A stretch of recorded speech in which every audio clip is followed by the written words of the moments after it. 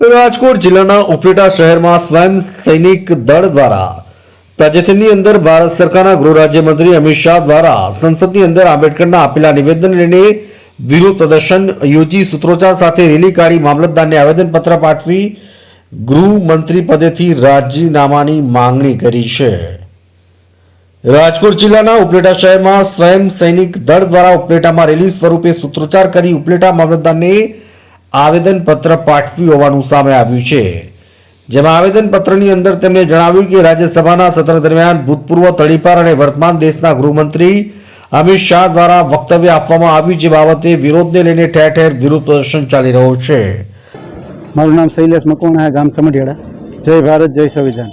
આજના દિવસે અમે એક આવેદન દેવા મામલતદાર સાહેબને આવ્યા હતા કે જે અમિત શાહ રહ્યા એને બાબા સાહેબનું અપમાન કર્યું હતું અને સાથે સાથે જ ભારતની અંદર અંધશ્રદ્ધા અને કુરિવાજ ફેલાવવાનું ચાલુ કર્યું હતું। હમણાં જ થોડાક ટાઈમ પહેલાં એક કાયદો બનાવવામાં આવ્યો કે અંધશ્રદ્ધા અને કુરિવાજ ફેલાવતો એની ઉપર કાર્યવાહી કરવામાં આવે। તો જે કાંઈ ગૃહપ્રધાન રહ્યા એ સ્વર્ગ નરકના લાભ લોભ બતાવે અને દેશને ગુમરાહ કરે છે। બીજું એ કે એમણે એવું કીધું કે આંબેડકર નામની ફેશન ચાલે છે અત્યારે, તો ખરેખર એને આ નામથી તકલીફ થાય છે અને અમને એમ કહે છે કે તમે ભગવાનનું નામ લ્યો તમને સ્વર્ગ મળશે। આ દેશનો મૂળ નિવાસી સમાજ રહ્યો એ હજારો વર્ષોથી આ નામ લે છે, છતાં એને સ્વર્ગ તો ઠીક છે પણ રહેવાનો અધિકાર પણ નથી મળતો। જ્યારે આ દેશની અંદર અત્યાચાર થાય છે, માઇનોરિટી સમાજમાંથી અત્યાચાર થાય છે, ત્યારે આ દેશના ગૃહમંત્રી પ્રધાનમંત્રી વડાપ્રધાનનું મોઢું રહ્યું ખુલતું નથી કે આ દેશની અંદર કોઈ પણ માણસને મુસ્લિમ સમાજને મારવામાં આવે, એસસી સમાજને એસટી સમાજને ઘોડીમાંથી ઉતારવામાં આવે, તો ત્યારે એમનો અવાજ કેમ નથી ખુલતો કે તમે આ વસ્તુ રહી જાતિવાદી પ્રથા રહી બંધ કરો।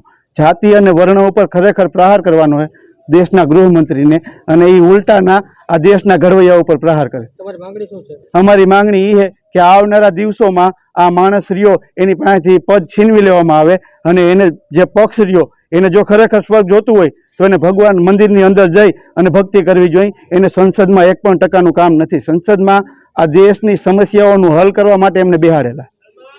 જય ભીમ નમો બુદ્ધાય। હું સ્વયં સૈનિક દળમાંથી પરેશભાઈ ચાવડા, સૈનિક દળ સૈનિક। આજે જે કાંઈ અમિત શાહ વિરુદ્ધ આવેદનપત્ર આપવામાં આવ્યું એના અનુસંધાને મારે ખાલી એટલું જ કહેવું છે કે જે સંસદની અંદર જે કાંઈ ડિબેટ કરે છે અને બાબા સાહેબ વિશે બોલે છે કે ભાઈ આંબેડકર આંબેડકર આંબેડકર, આ એક ફેશન બની ગઈ છે અને એના કરતાં જો ભગવાનનું નામ લે તો કાંઈ એને સ્વર્ગ મળે।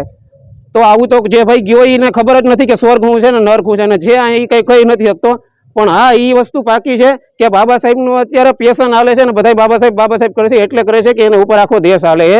અને એને તો પેલા ઇન્ડિયન કોન્સ્ટિટ્યુશન વાટી એવું છે, એને જે 3 વસ્તુ કીધી એના માટે નથી એને રાજીનામું આપ્યું। એને ભારત વર્ષની સ્ત્રીઓ છે એની ઉપર અત્યાચાર થતા હતા, એનું જે હિન્દુ કોડ બિલ હતું એ પસાર કર્યું અને એ પાસ નહોતું થવા દેવું, એના હિસાબે એને કાનૂન મંત્રી પદેથી રાજીનામું આપ્યું હતું। એટલે મારા ખાસ આવેદન દ્વારા અને આના દ્વારા ભારત સરકારને કે સંસદમાં બિહાડો તો એને પહેલાં તો એટલું કહો કે ભારતનું જે સંવિધાન છે એ નિરાતે વાંચી લે અને પછી ડિબેટમાં ઉતરે અને પછી આવા ભાષણો આપે।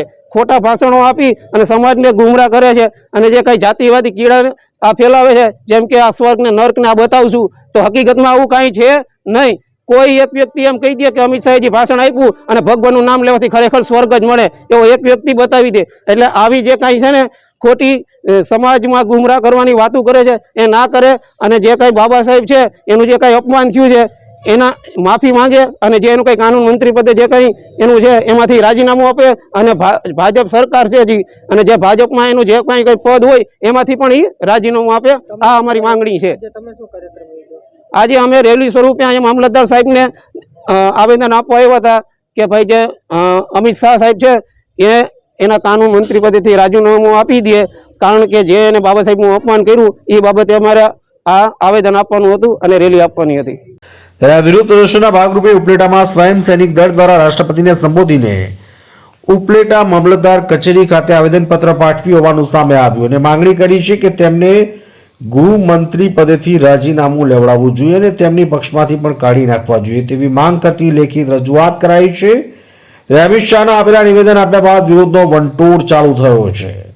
ઉપલેટામાં શહેરના બસ સ્ટેન્ડ ચોક આંબેડકરની પ્રતિમાથી લઈ મામલતદાર કચેરી સાથે વિરોધ અને વિવિધ બેનરો સૂત્રોચ્ચાર સાથે રેલી યોજી ઉપલેટા મામલતદારને આવેદનપત્ર પાઠવી પોતાનો વિરોધ પ્રદર્શન રજૂ કર્યું હતું। ઉપલેટાથી અમારા પ્રતિનિધિનો રિપોર્ટ. TV 92 ગુજરાતનું આવાજ.